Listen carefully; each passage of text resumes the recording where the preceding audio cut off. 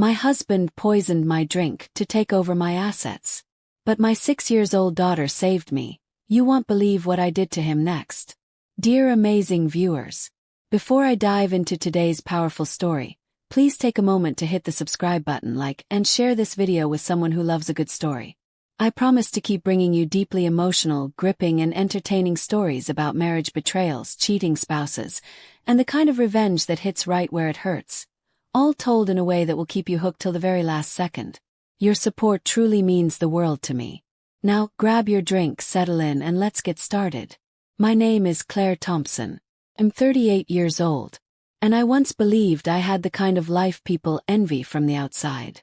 A beautiful home nestled in a quiet suburb just outside of Portland, Oregon.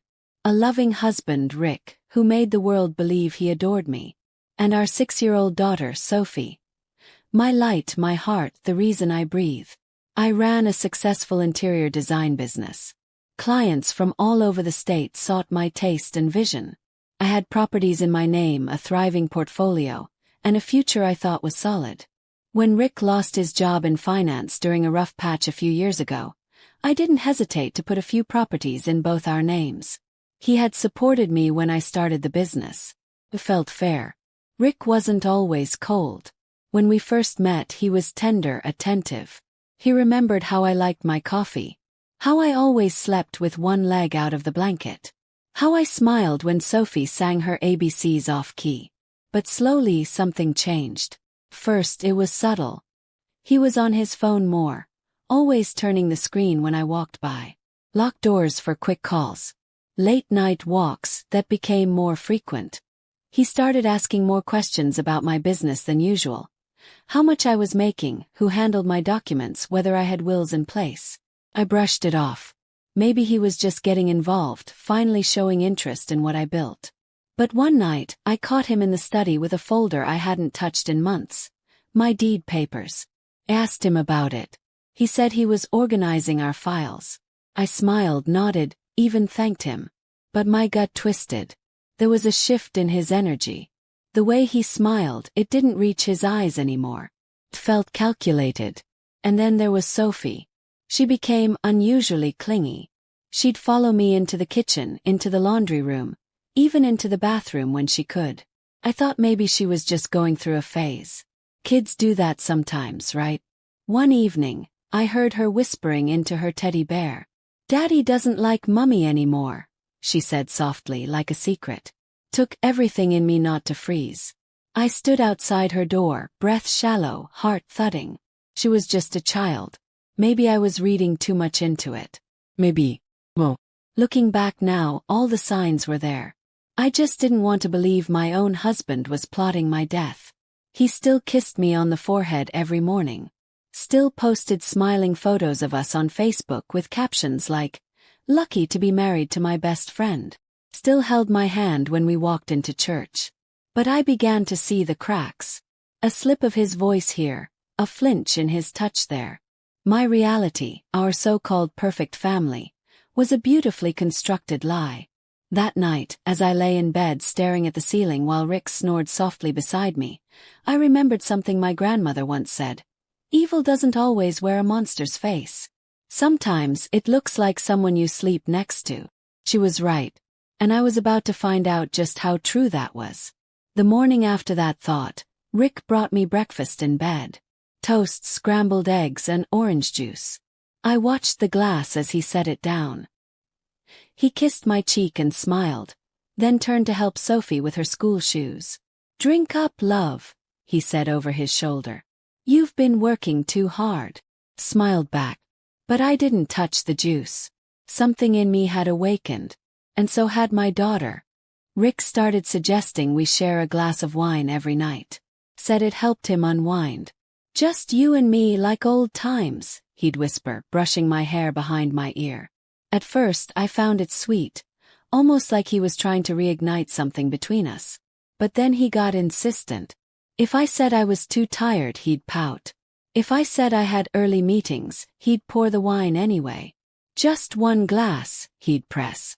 "Don't make me drink alone." I went along with it. But deep down I felt like a rabbit dining with a fox. The nights became a ritual. He'd set the mood, dim the lights, even light a candle or two. He'd pour the wine, always from the same bottle which only he handled. And each time he'd hand me a particular glass. Always the same one. I noticed him watching me closely as I drank. Too closely. He'd ask afterward how I was feeling. Dizzy. Tired. He'd ask casually. Probably just stress, huh? I stopped drinking. I'd pretend to sip, wetting my lips but never swallowing. Then, while he was distracted, I'd pour it into a nearby plant or down the drain. He never caught on, but Sophie did. One evening, I told Rick I'd get the wine while he finished tidying the kitchen. As I reached for a clean glass, he rushed in behind me, startled. "No, no," he said too quickly. "Let me do it. You relax." My hand froze on the cabinet knob. That night, I sat on the couch, swirling the wine in the glass as Rick watched me from the armchair. Sophie was coloring quietly on the rug nearby, her little eyes flicking back and forth between us. And then it happened. 3 days later, I was curled up on the couch in pajamas, emotionally exhausted. Rick walked in with 2 wine glasses, his tone chipper. "Red or white, babe?" "Red," I murmured, distracted by emails. I heard the cork pop in the kitchen, then soft footsteps. He returned moments later, setting the glass gently in front of me. Sophie was playing behind the curtain near the window, humming to herself. As I reached for the drink, everything shifted in an instant. Sophie bolted across the room, barefoot, fast as lightning, and knocked the glass from my hand. It shattered against the hardwood floor. Rick jumped to his feet. "Sophie, what the hell?" But Sophie didn't flinch. She turned to me with wide, frightened eyes and whispered, "Daddy put something in your drink, Mummy." My heart slammed against my ribs. Rick froze. He tried to speak, but nothing came out. He just stood there, staring at Sophie like she was a ghost. I slowly bent down to pick up the glass shards, my hands trembling. I didn't say a word. Neither did Rick. The silence was deafening. That night I pretended everything was fine. I tucked Sophie into bed, her tiny arms wrapped tightly around my neck. "You believe me, right?" she asked softly. I kissed her forehead. "I do, sweetheart. And you're so brave." Downstairs, Rick had already gone to bed. Or maybe he was pretending to sleep. I sat at the kitchen table with the wine bottle in front of me. I stared at it, my mind racing. The man I married, the man I trusted with my home, my heart, and the future of our child, had tried to poison me. And our daughter had seen it. The next morning, I poured what remained of the wine into a sealed container, labeled it, and drove it straight to a private lab downtown. I told them I suspected contamination. Paid for express analysis. While I waited for the results, I smiled through our mornings like nothing happened. Kissed Rick on the cheek. Laughed at his dry jokes. Watched his eyes whenever I offered to pour the drinks. But I never touched a glass again. 3 days later, I received an email from the lab. The subject line stopped my breath. Presence of rodenticide confirmed. Rat poison. He wanted me dead. Not in a dramatic, gunshot to the head way. Well, Rick preferred a quieter ending. Slow death. An accidental collapse after too much wine. Something he could cry over convincingly at my funeral, while quietly transferring the last of my properties into his name. That night, as he slept beside me, I stared at the ceiling again, just like I had a week ago. But this time there was no fear. No confusion. Only fury. He had planned my end. So I planned my revenge. I couldn't sleep that night. Not even for a second. I lay there in the dark, listening to Rick's steady breathing. The same man who once promised to grow old with me had tried to shorten my life with rat poison. And he had no idea I knew. My heart beat like a war drum, but I kept my face calm. I knew I had to be smart, careful. Emotional outbursts wouldn't save me now. I needed a plan that would not just expose him, but destroy every piece of trust he built around him. The first step was gathering evidence. I copied the lab report twice. One printed, one digital. I created a folder hidden deep inside a bland work email, titled Fabric Inventory. If anything happened to me, someone would find it. Next, I checked our safe. I had never paid close attention to it because Rick handled most of our document storage, but now I opened every folder. That's when I saw it. An unsigned power of attorney form. He'd printed it weeks ago. Just waiting, it seemed. Waiting for the moment I would be too unwell to manage my assets. The details were filled out, ready for a signature. His name, my signature space blank. Chills ran down my spine. The more I searched, the darker it got. I found an email draft saved on his laptop to a lawyer I didn't know. Apparently, someone who handled quiet estate transitions. There was also a tab left open on a luxury condo site in Palm Springs, listed under perfect for retirement. He had plans. Expensive plans. But what cut the deepest was Madison. The messages between them weren't even hidden. Tucked away in a secret folder in his old Gmail account, titled Receipts. Pictures of her in lingerie, messages calling me clueless, and jokes about how sweet the inheritance will taste. She even said, "I'll be ready once the witch is gone." I sat there staring at the screen with my hand clamped over my mouth. I wanted to scream, to throw something, cry. But I did none of those things. Instead, I saved everything. I screen recorded, emailed copies to myself, and printed hard evidence. Dozens of pages. Then I locked them away in Sophie's old school bag in the attic. Somewhere he'd never look.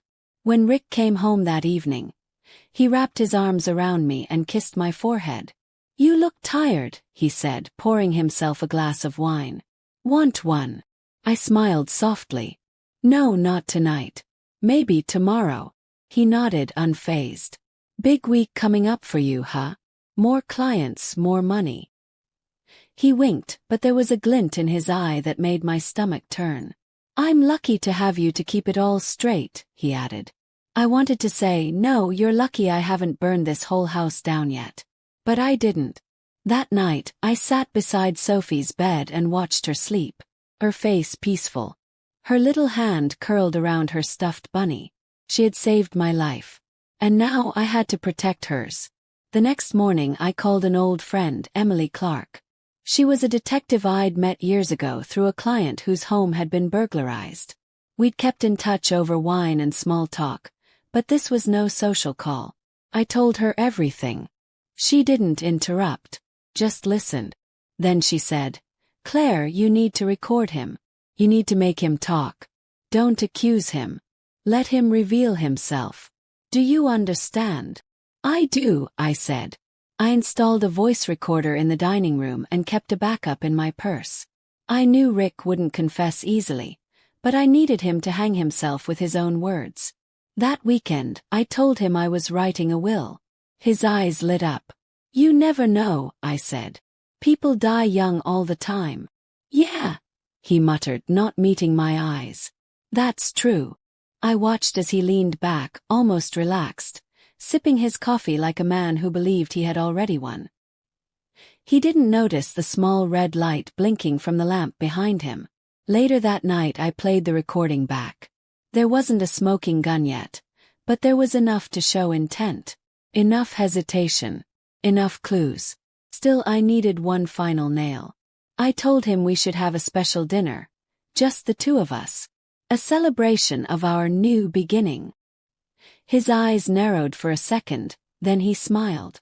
"Of course. Just say when." The trap was set. I made reservations at a quiet place across town. Candlelit, peaceful. I wanted him to feel safe. Before we left, I told Sophie she'd be staying with my sister, just in case. That night, I stood in front of the mirror, applying mascara with steady hands.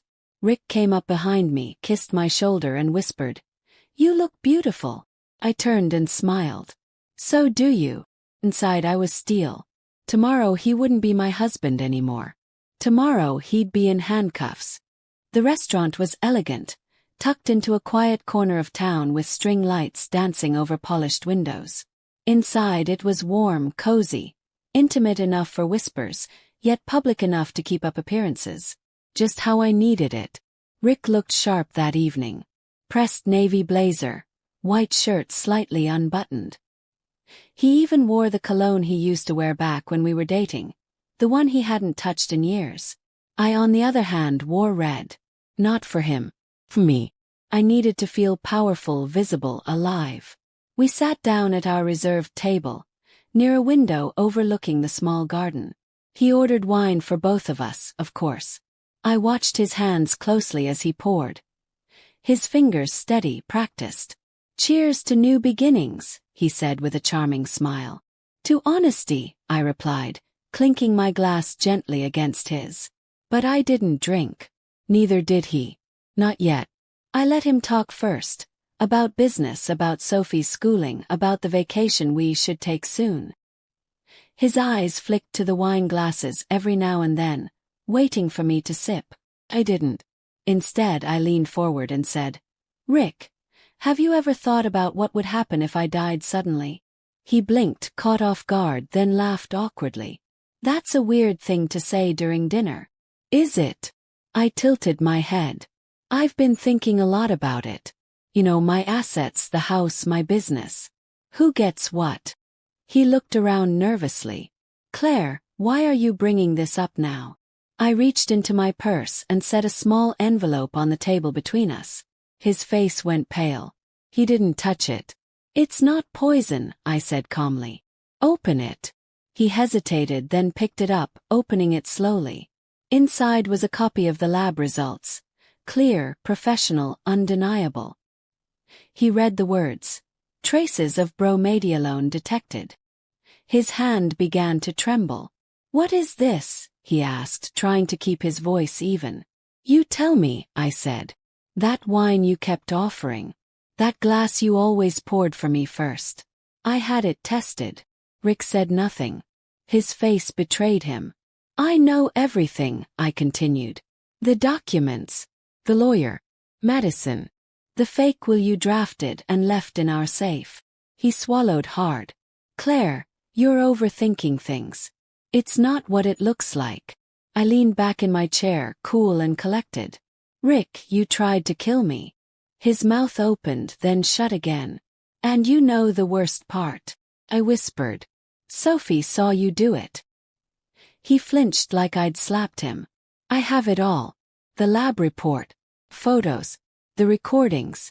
I gave a copy to my lawyer, my sister, and Detective Clark.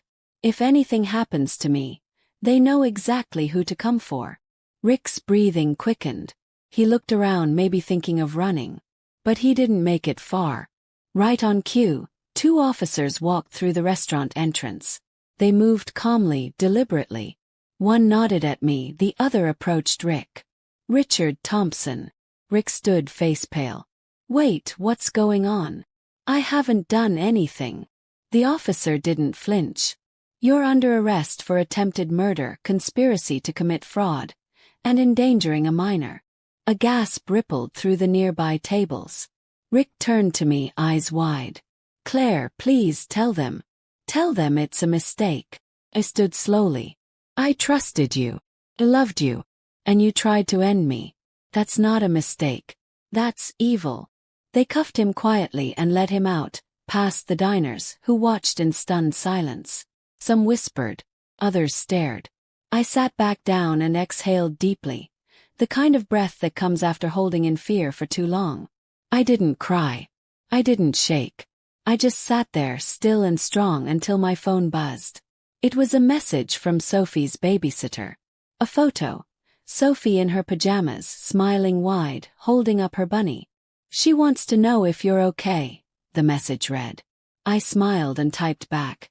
"Tell her Mummy is more than okay." Later that night, I lay in bed alone for the first time in years. And for the first time, felt safe. I didn't have to look over my shoulder. Didn't have to pretend. Didn't have to drink wine with trembling hands. Rick had always believed he was smarter. That I was weak, emotional, naive. But he forgot that quiet women don't mean powerless women. And he definitely forgot that little girls notice everything. The day Rick was taken into custody, I drove straight to Sophie's school. It was recess, and I could see her from the gate, running across the playground, giggling, chasing a friend. That sound, her laughter, it reminded me why I did everything I did. Why I had to stay alive. When she saw me, she sprinted over, pigtails bouncing, eyes bright. "Mummy," she squealed. I knelt and scooped her into my arms. "I missed you," she whispered. "I missed you more, baby," I said, holding her tighter than ever. "And guess what? Mummy's safe now." She pulled back slightly. "Did Daddy go away?" I looked into her innocent little face and said softly, "Yes, sweetheart. He went away for a long time." That night, after Sophie went to bed, I poured myself a glass of wine for the first time in weeks. I sat on the back porch, wrapped in a soft cardigan, listening to the crickets. For once, I wasn't afraid of what was in my glass. The trial didn't take long. The evidence was overwhelming. Lab reports, screenshots, recorded conversations, and even Rick's search history, which showed disturbing queries like non-traceable poisons, and how long does it take to die from rat poison. He denied everything at first. Blamed Madison. Blamed me. Said I was making it up to get rid of him. But the jury wasn't fooled. Neither was the judge. He was convicted of attempted murder, endangerment of a minor, and conspiracy to defraud. Sentenced to 28 years without parole. Madison was charged as an accomplice, though her sentence was far lighter. She turned on Rick the moment the heat hit. Claimed she didn't know he'd go that far. I didn't waste my breath on her. With Rick gone, I took back my name, legally removed him from every document. I revised my will, reclaimed full ownership of my properties. I even sold the house we'd shared and bought a new one. Smaller, simpler, safer. I also did something more important. I started a foundation. I called it Saved by a Little Girl. It's a non-profit aimed at helping women in toxic marriages, especially those with children. I fund therapy, safe housing, legal help. Women who once felt like I did, stuck, scared, silenced, now have a place to turn to. Every time I look at Sophie, I'm reminded of the night that glass shattered on the floor. She didn't cry. She didn't hesitate. She just acted. That kind of courage. You can't teach that. Last week, I caught her setting up her teddy bears in a circle and whispering, "You don't let bad people hurt your mom, okay?" I stood at the door and smiled, tears quietly falling. People sometimes ask me, "Do you miss him?" Well, I miss the man I thought he was. The image I created in my head. But not the coward who betrayed me. I've learned that trust is a beautiful thing, but when given to the wrong person, it becomes a weapon against you. Now my mornings begin with peace. I wake up to Sophie climbing into my bed, whispering, "Is it pancake day?" I make her lunches without watching over my shoulder. I sleep without listening for footsteps. My life isn't perfect, but it's mine. And it's safe. Last month we planted a tree in our backyard. Sophie called it Hope. She said it would grow strong, just like Mummy did. I wrapped my arms around her and said, "No, love. It's growing strong just like you." Because the truth is, I would have never survived without her. She was the quiet guardian, the tiny hero who saw what I didn't, and had the bravery to act. He thought he was smart. But he forgot that the woman he tried to kill was even smarter, and that our daughter? She's a warrior in pigtails. What would you do if someone you loved turned out to be planning your death? Drop your thoughts in the comments. I'm listening.